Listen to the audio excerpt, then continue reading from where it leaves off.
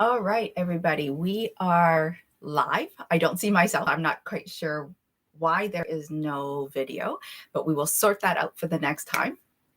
Okay, so welcome to Money Matters. We are going to be focusing specifically on real estate. I am Huong from Cash Property Inc. Next 30 minutes to answer your real estate questions and analyze a deal. So if you have a deal that you want me to analyze, please feel free to email me. I will drop my email right in the chat. Okay, and please forgive me. This is the first time I'm doing this. And so if things do not work as smoothly as they will eventually get there. Okay, so I am in Canada, Vancouver, BC. Canada. And so a lot of the content that we talk about will be Canadian based. Okay. So just keep that in mind that if you're watching and you're trying to figure out if this applies to you, most likely it will apply if you are in Canada. Okay, so I've got a couple of questions, and one that came through over the weekend, and then a couple of others that I found this morning. So we will go through a couple of the questions, and then I will walk you guys through on how to find a deal to analyze. Okay, and I have a spreadsheet that I like to use. So if I can figure it out, I will bring that on the screen and you will be able to see that as well. Okay, so the first question is not this one. Okay, the first question. Hi, Hong. We are a family of three. We are currently renting a 2-bedroom, 1-bath in Vancouver, BC, for $1,400 a month. Okay, that is really, really good. Okay, because usually rents in Vancouver right now for a 2-bedroom, 1-bath in a nice area, if it's newly renovated, you're looking at maybe $2,500 a month. So this is really, really good. So I'm assuming that these people have been there for a while. Yeah, okay. And they say, yeah, we've been renting here for a while and feel that we've missed the opportunity to buy. And so the question is, how do we buy a place now? Okay. Oh my God, that's a good question. So this is what my initial thoughts are: is that if you are living in Vancouver, you are under rent control, meaning that the landowners can only raise the rent so much every single year, and so to would be sad, okay, because they can only raise it so much, and so that means that every single year your rent is sort of protected by increasing to whatever the market value is.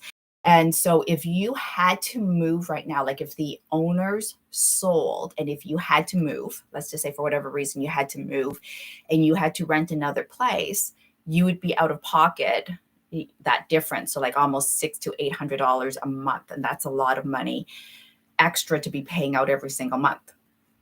Now, keep in mind that the landlord tenant rules are that even if the building is sold, the new owners cannot just kick you out.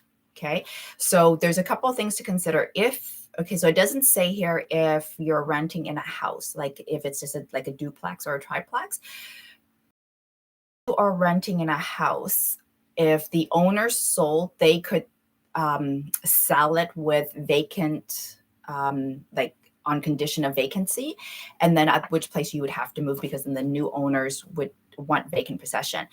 If you are in an apartment building, they cannot just kick you out because they sold the building. They actually, there's other rules around apartment buildings. And even if it's a bunch of owners who are going to be living in this new property, like let's say if it's multi-units, but all the owners are moving in, like co-sharing, they can't just kick you out. Okay. There's rules around that.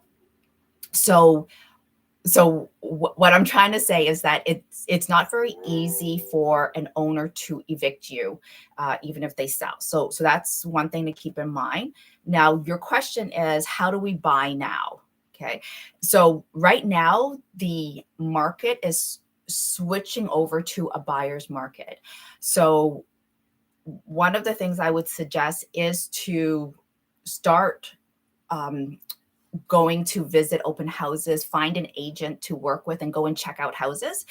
Know what's available out there and what the price point is for where you want to move. And then the other thing that I would suggest is that the difference in the rent that you're paying right now to what the market rent is, put that aside as savings for the down payment for your new place. So if the market rent right now is like 22, 23, 24, I would put around maybe 500 a month all the way up to like 800, 1,000 if you can. Set that aside as part of your down payment money. You are going to need down payment money, okay? And that whole idea about 5% down payment if you're a first-time home buyers, yes, that's there, but that doesn't apply to because one, you still have to qualify for the mortgage. And now with the stress test and even up until the day of closing, the banks can come to you and say, hey, Mr. New homeowner, your down payment amount isn't enough because we're not going to that mortgage amount that we originally agreed to because of whatever is happening in the economy. So then now you may need to come up with, another 50, another $100,000 for the down payment. Okay. And that happened a lot in the last 2 years with during like the COVID times, when the banks have come back to people and said that we're approving you for that full amount that we said we would. Okay. And so then that puts the new potential homeowner in a very difficult spot. Okay. So if you're able to put that difference aside, that would be so beneficial, because then when you do find a place, you do have a down payment, a proper down payment to use. The other thing I would help you prepare to buy a place is, one, look into your RRSP savings and see if you can take advantage of the I think it's 40,000 now that the government is allowing you to put down if it's your first property and it's a residential property. So you may be able to use your as part of your down payment, which is fantastic. And then a new program that came out a couple years ago called the First Time Home Buyers Plan, which is different from the RRSP. Okay, this one is an $8,000 per year savings account that you can put away $8,000 a month, and you can use that. Okay, so now the thing is, just a disclaimer here, I don't know if you can use the RRSP money and this first-time home buyer savings account and do like a combination towards your down payment. I'm not sure if you can do that. Yeah, because I'm outside of that realm right now of having to do that. Okay, so if you have an answer on whether or not you can combine that, reach out to me, let me know. I'd love to learn that idea. Okay, so hopefully that answers your question. The other thing I would also say, besides, starting to get an idea of how much the market is and how much you need for your down payment and start saving for your down payment, is to also work with a mortgage agent.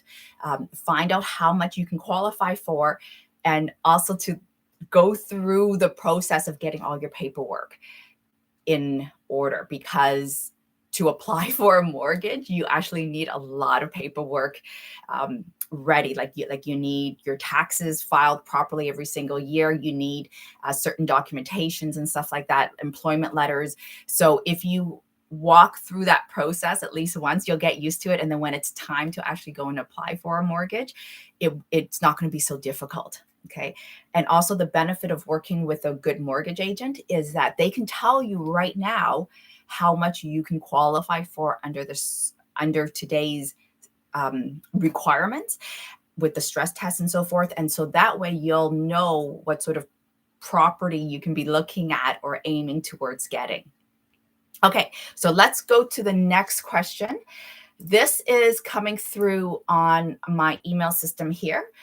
So this one is about Bigger Pockets. Okay, so a big shout out to my Bigger Pockets family. I love that platform. Is there a BP calculator for Canada? Okay, so the BP calculator is an on.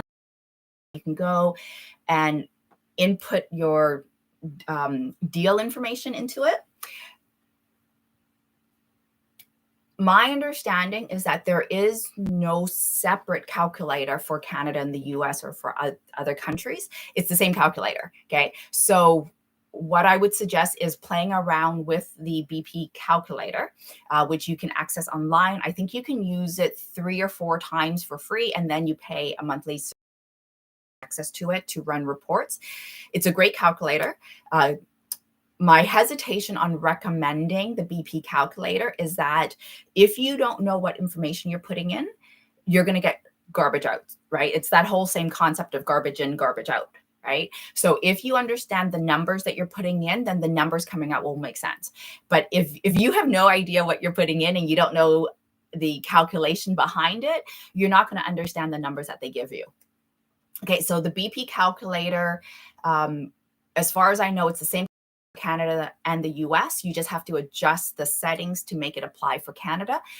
You can also use a deal check. Deal check is another online calculator, and you can go and use that one as well for free. And then I think there's a membership that you pay afterwards as well.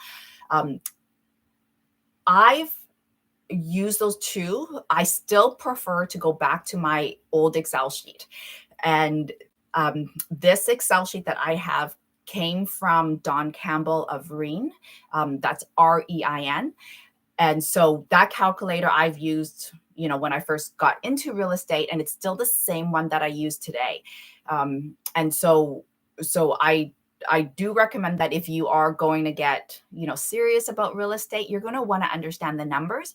And the best way to understand the numbers is working through Excel and just making sure that you understand the numbers, because if you are going to get into real estate, like if you're going to buy more than 1 or 2, 5 properties, you're going to want to know how to explain the numbers, and you're going to want to know how to analyze the deals properly on your own, not just take some results from a calculator online to tell you if it's a good opportunity or not.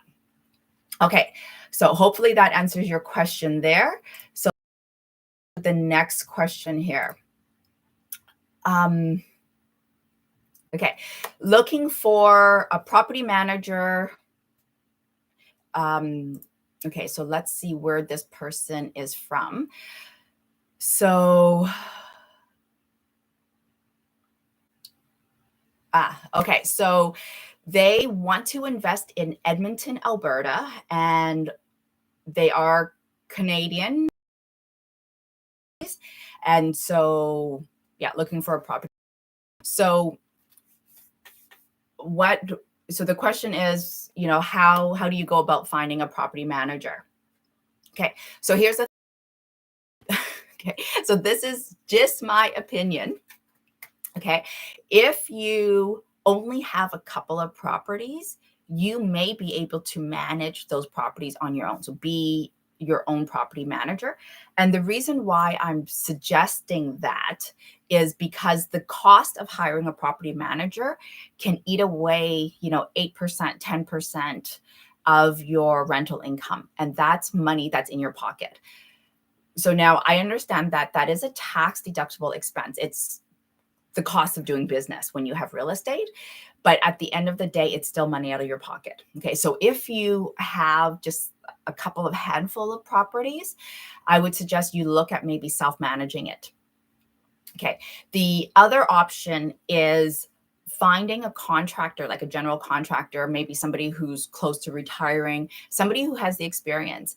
You could offer them to be the general contractor for your properties, and you pay them a little bit extra. So they're sort of on call to help you not really manage the places, but just to take care of the minor repairs that come up.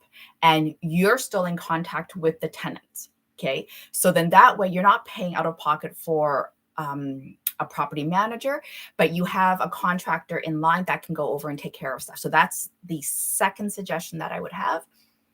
The next suggestion is that if you have a lot of properties or very keen on getting a property manager, Okay. The best way to go about it is to ask your friends who are in real estate who they use. Okay. Word of mouth is the best way, because that's the best way to get testimonials for the people that they use. Okay. Keep in mind that property management companies don't make money from property management. Okay. They have another stream of income. And so property management is usually not their primary focus. And, and keep in mind that property management, the way they make their money is fees for everything that they need to do for you. So if you're looking for a good property management company, be prepared to pay more for that service. Okay.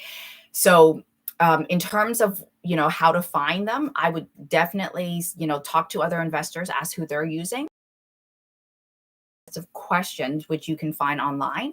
Questions ask property management companies. Make sure the way they operate is in line with how you want your to be treated and how things are going to be run. The way I've got, how many tenants? 9 of my own tenants that I manage from afar. And then I've got, I don't know, 50, oh no, I've got 90 other tenants that I don't have to deal with. Those 90 tenants are going through a property through my working partners. I only manage 9 on my own. So that's very manageable for me. Okay. I see those 9 tenants of mine as clients. They are paying clients. They are not tenants. Okay. In the sense that they are helping me pay down the mortgage on those investment properties every single month. So I want to be super duper nice to them. Like, I want to treat them not just as tenants, but as paying clients. Okay. And so that would be the suggestion that I would give there, is make sure that you look at them as paying clients and how you can best serve them as your tenants. Okay.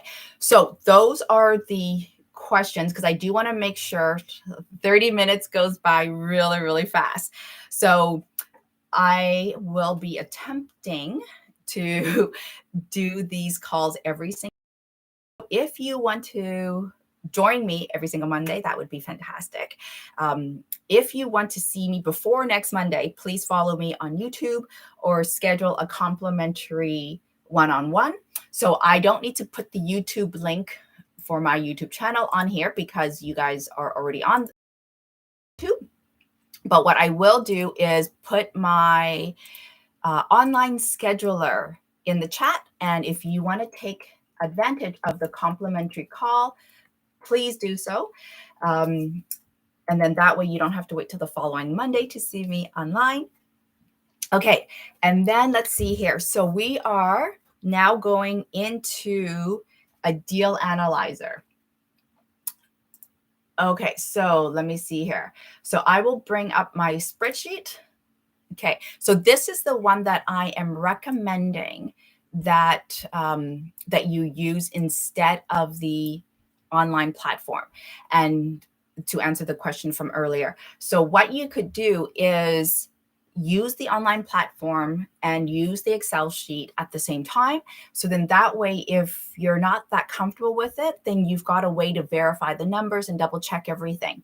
Okay, so let's just see here. So we will go into the first deal here. So let me see how I can share my screen. All right, so if anybody knows how to do that, please feel free to type in the chat or tell me how to do it, because I can't seem to figure it out right now. Okay, so yeah, no idea. Okay, so I do apologize because maybe I'm not able to. Not sure. Okay, yeah, because I'm not even seeing a video here. Okay, so maybe what we'll do is, since this is the first time we're doing this, we will leave the analysis until next Monday. And we will leave that because I can't seem to figure out how to share my screen to let you see the Excel sheet. So in the meantime, let's go to another question. If you have a question, please to email it to me or dump it into the chat, and I will answer it the best way I can. Okay, so let's see here. Where is the next question here? Okay, so we are going into the next question. And, okay, so this has to do with cap rates. So let's see what the question is here. So this one says, looking for advice on cap rates in BC. I'm on the lookout for multifamily apartment buildings, smaller size, 10 to 12 units. Some deals in the valley at 3 to 3.8% range. All normal expenses, deducted management, maintenance, landscaping, and so on. Does that sound right? Cap rates vary depending on what city you're in, along with the province. Okay, so just because your analysis sheets property has a cap rate of 3.5, when you do your analysis, you need to do a secondary analysis on what your lender uses for cap rates changes per province. And so each lender will have a different cap rate that they use on their analysis sheet. Okay. And cap rates are an important concept to understand because it tells the expenses, and based on the income of that building, this is what that building should be worth. Okay. I'm trying to remember the had in the past Tyrion, he concept of Uncle Vic. Okay, so Vic is value, cap rates, and the NOI or income. So VIC, so value, income, and then the cap rates. So your income divided by your cap rate is the value of that building. Okay, and I'm sorry, like explaining it by words, it's a little bit hard to understand. But if you see, if you write it out, V equals your NOI, the income, divided by your cap rate. That's the formula, okay? And you can move that around. It's, VIC, okay? So is 3.5 to 3.8 a good range? It could be for the valley. Now, here's the thing, though. The higher the cap rate, it means that it's a bit of a better deal, okay, in terms of the value of the building. Now, also keep in mind that the lower your cap rates are, the less riskier it is, meaning that it's probably a better building, right? So keep that in mind, that cap rates is an indication of risk level. It's an indication of the market that you're in. And also keep in mind, though, too, is that each lender will use a slightly different cap rate for your area. And so you can actually find the cap rates either by speaking to your mortgage broker. You can read up on some of the reports, like the CMHC reports. They will report out the cap rates for the major cities. I think they do it once a year. And so you can find that report online. Okay, so, and then the other thing with cap rates, it's that cap rates is one number. It's only one of a bunch of numbers that you need to look at to determine if an opportunity is good. Okay, and then that they're looking at smaller apartment buildings units, and so you are correct. The cap rates do change a little bit depending on if you're looking at single family duplexes or small apartment, mid-size apartment buildings, like up to 50 or 60. Bigger units or bigger apartment buildings, there's a slightly different cap rate there as well. Okay, so I think I've analyzed that one to death. Let's go to the next question here. Okay, and so this one will be the last question that we will answer today. Okay, the question is, okay, I'm currently in search of a rental property investment in Ontario, more specifically 2 to 3 hours from York Region. So I grew up in Toronto, so that is a good distance away. Okay, considering that traffic is so crazy in Toronto, I've been analyzing properties and learning on my own to prep for this investment. I'm having trouble finding properties that have a positive cash flow. Okay, yeah, so we'll break down the whole positive cash flow concept in a bit. Mainly to do with interest rates and home prices. Okay. Mainly looking for a duplex or triplex, but may need some work, not a full renovation. So, okay. So they're looking for like cosmetics fixer up, or not like a gutting job. So just like some lipstick, some painting to be done on it. I would even be willing to have a property that breaks even every month, as it seems almost impossible to have a positive cash flow. Feeling a little discouraged here and wondering if anybody has any thoughts or tips for me. My current buying power is around 450 to 600K, and I have a down payment of 50K. This will be my primary residence. So obtaining a 5 to 10% down payment is what I'm aiming for.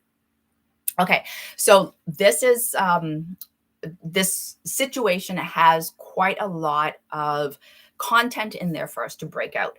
So a 50K down payment is not a ton of money. Okay. So keep in mind that when you are buying a property, you also have to pay for legals. You may need to pay land transfer tax. And in Ontario, there's land transfer tax. In Toronto, there's double land transfer tax. Okay. Yeah. I said double. Okay. So keep in mind that in addition to your down payment, you also need to have about 3 to 5% of whatever your property value is to cover closing costs. Okay. And so you don't want to be in a situation where you don't have that 3 to 5% extra cash. Okay. So the 50K is great. Like, congratulations on saving that much. But at the end of the day, it may not be enough. Like, so you may need to have extra cash there. The other thing with this situation here is that they're talking about house hacking. Okay. So meaning, yeah, because the wording here says this will be my primary residence. So, but they're looking for a duplex or a triplex. So here's the thing. If you can get a single family home and live there with your primary residence, then yes, you should be able to get the 5 or 10% down payment requirement that you're allowed. Okay, to qualify for that 5 or 10% down payment. And if you can add in a secondary suite or add in a tertiary suite, that's fantastic, because now you can have tenants help you pay down your mortgage. So when I started in real estate, that's exactly what I did. I got my very first house was actually a triplex, and I lived in one unit, went to university, and then the other two units I rented out and had them pay for the expenses. So okay, so that's fantastic. Okay, so now my current buying power is 450 to 600K. Okay, so keeping that price point in mind, that means that you're not buying in Toronto, you're not buying in York, you're not buying in Etobicoke, Mississauga, Scarborough, because like all those places, like all those cities that I've just said is, maybe 800,000 minimum on the average. So you are going to be going out 2 to 3 hours. So maybe even Peterborough or Pembroke would be another area closer to Ottawa. Let's see. On the other side, like maybe Welland would be a good area. Niagara Falls is out of the price range there, but Welland, so like a smaller pocket, like those places would be an area that may still be around 450 to 600K. Okay. And if you are open to doing a little bit of work, that's fantastic, because you'll probably need some. Okay. So there are definitely opportunities there. So let's see here. So are you going to be able to find positive cash flowing properties in some areas? It is very, very hard to find those positive cash flowing properties. Okay. Partly because everybody's looking for that. Okay. So if you are able to find one that breaks even, that's fantastic. Or even, let's say, minus $100 a month or minus $200 a month. Because keep in mind that you're living there. So if you had to go and rent somewhere, you'd be paying, $2,000. So if you could buy a property and be out of pocket $200, it's not a bad opportunity. Okay, so just something for you to think about there. Because also, too, with that negative cash flow, you're also having mortgage pay down and you're able to write off some of the expenses from your other tenants that you wouldn't be able to write off if only you were living in that building. Okay, the other thing that I want to mention here as well is that if you are looking at having like doing house hacking, then you're not looking at a condo. Okay, so because condos won't allow you to really house hack. But here's an idea though, rather than, it may be an idea to rent out rooms. So if you got maybe a 3-bedroom townhouse, if you are a single person, you could potentially rent out the other 2 rooms and do house hacking that way. It does not need to be a completely separate unit, okay, to house hack. House hacking could also mean that you rent out the rooms. Now, also keep in mind, though, that you ideally want a place that you don't have to pay maintenance fees on.